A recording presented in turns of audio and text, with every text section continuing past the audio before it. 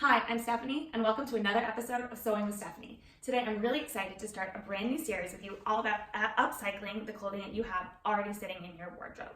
I have this amazing white shirt dress that I've had for a couple years, but you know what? I never wear it. It's just a little too drab, a little too boring for me, but it's a beautifully made white dress that is just sitting in my closet waiting to be upcycled. Before we get started, don't forget to hit subscribe below and click like on this video. So I'm going to upcycle this dress using some scrap fabric I already have laying around my house. I have a few pieces of black, white, and gold fabric that kind of go together, and I'm going to use them to layer in an asymmetrical ruffle into this dress.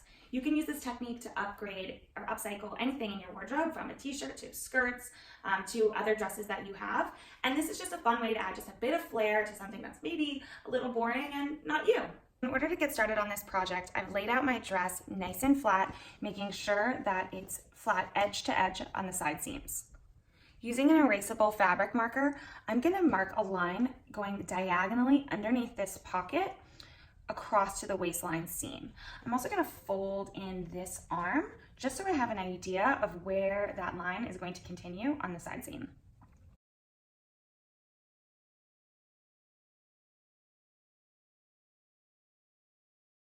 So that you get one continuous line across the widest part of the shoulder, down through the chest, to the waist, and connecting to the arm. It doesn't really matter. You can do this directly across if you decide. You could do it across the top of the shoulders, but I've decided that I think this kind of diagonal line is gonna look the coolest. The next part is the scary part. We're gonna cut that line. There's no turning back. Just make sure that this is the project that you want to do. I'm super excited about it because as great as this dress is now, it's going to be even better when I've added my detail to it.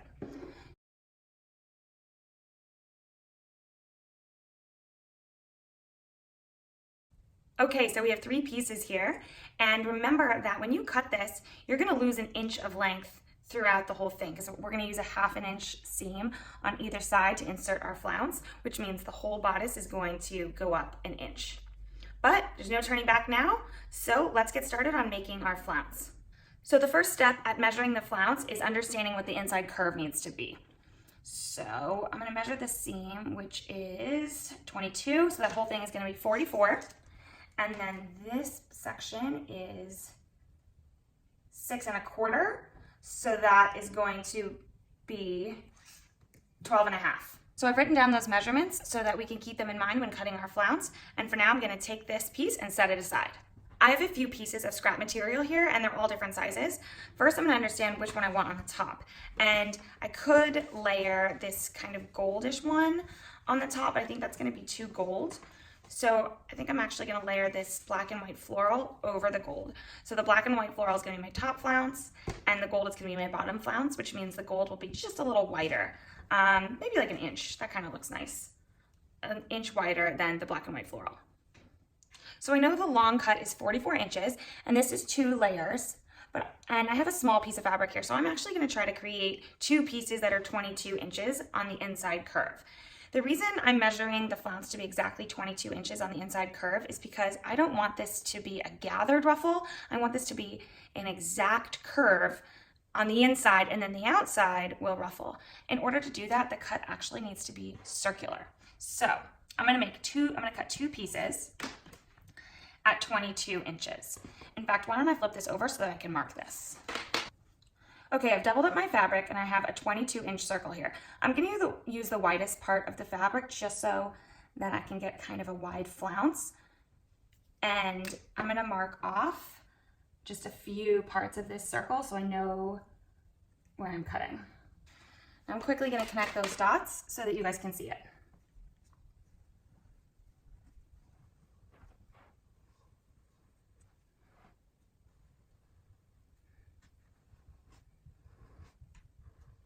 Okay, now that we have our 22-inch circle, I'm going to measure the width of the flounce, which I want to be, let's see how much material I have here.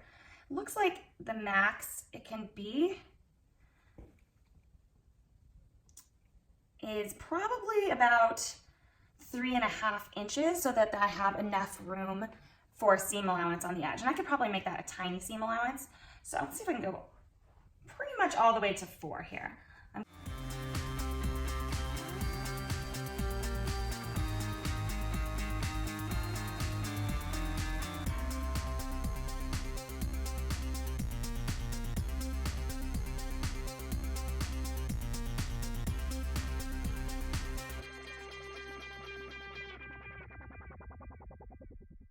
Okay, so now I've drawn out my 4 inches out from the 22-inch circle.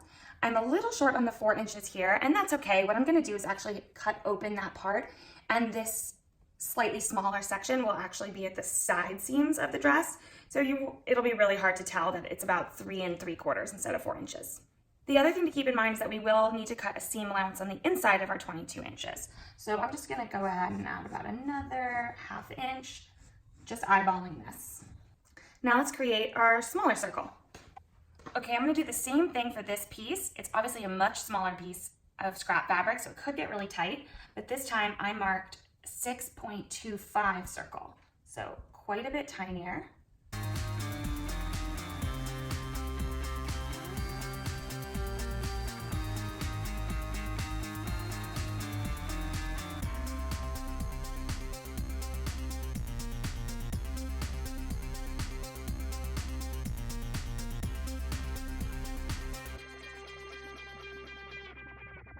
Now that I have my circles drawn, the next step is to cut them.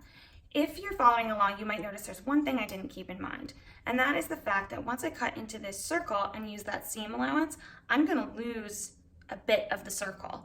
And if I measured exactly at 6.25 and I use 1/2 inch seam allowances on either side, all of a sudden I'll be down to 5.25. So I'm actually going to I'm going to be serging these edges, which means I'm gonna lose as little amount as possible, probably more like 1/8 of an inch. But also I'm gonna cut just a little bit wider where I can in this circle to account for that extra. The important thing to remember here is that this is a flounce. There's no way it's gonna look exact because it's gonna have an undulating hem. So I'm making this as a guideline. If you are more of an exact person, then you should build, instead of a 6.25 circle, you should start with a 7.25 circle. I can't do that because I am literally working with scrap fabric here, but if you can do that, you should. And the same thing with our larger circle. I'm really maximizing using this entire piece of scrap fabric, but instead of a 22-inch circle, you should use a 23-inch circle to start so that you have the room to cut into it and make seam allowance. Let's cut these out. The next step is to trace and cut these circles out of the second layer of scrap fabric. Now I have a lot more fabric to work with here, and I'm gonna make each of these circles 1 inch wider, as we discussed before. One of the flounces will be 4 inches and one of the flounces will be 5 inches so that it hangs below. And I'm just gonna trace and cut these exactly as I did before.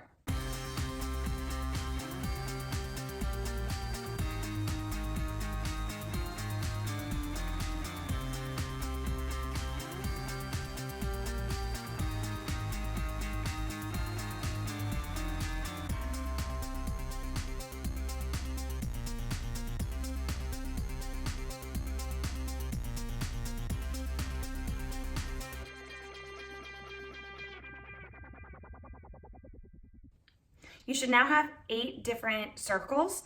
You'll have 2 of the smaller flounces, which are going to be on the cuff of the shirt, and then 2 versions of the larger flounce, which goes around the bodice of the shirt. The next step we're going to do is to connect all of these just on one side. So we'll sew them together so that we have basically one giant, or we'll have 4 larger flounces. So I'm just matching them together on one side of the circle, and then using a small seam allowance, basically none, I'm gonna bind them together.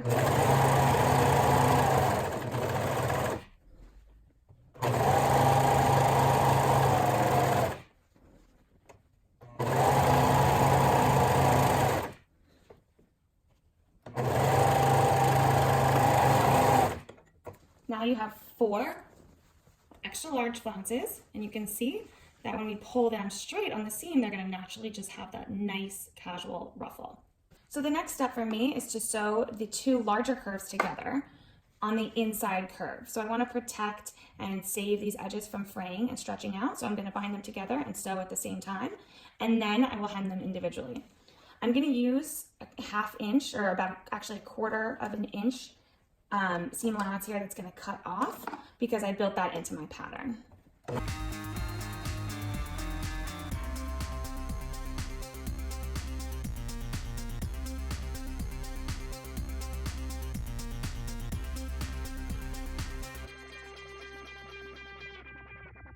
Right, I've changed my machine to do a rolled hem stitch, and now I'm just going to shave a tiny bit off and then do my rolled hem around the whole thing.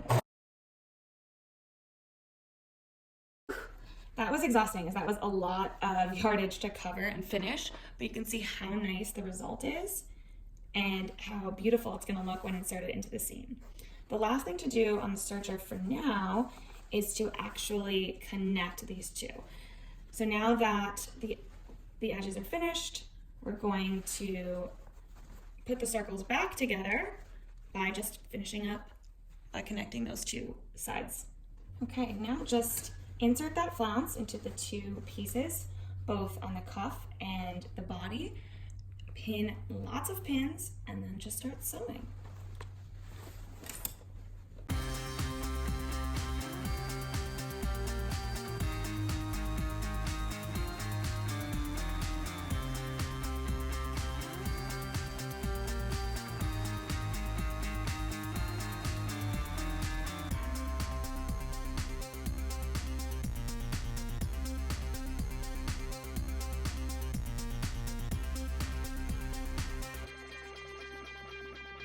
And that's it. Now you have a really cool designer dress that can be made from any shirt dress that you find in a thrift store or already in your closet. What I love about this dress is that it's still a white dress, but just better. Now I can wear it with some combat boots, heels, sneakers, you name it, and it just has a little bit more flair that feels a little bit more me. Thank you so much for following along with this upcycling tutorial today. Again, please be sure to hit subscribe and follow along at thestylesafari.com and at thestylesafari on Instagram to catch more videos. Thanks so much and see you soon.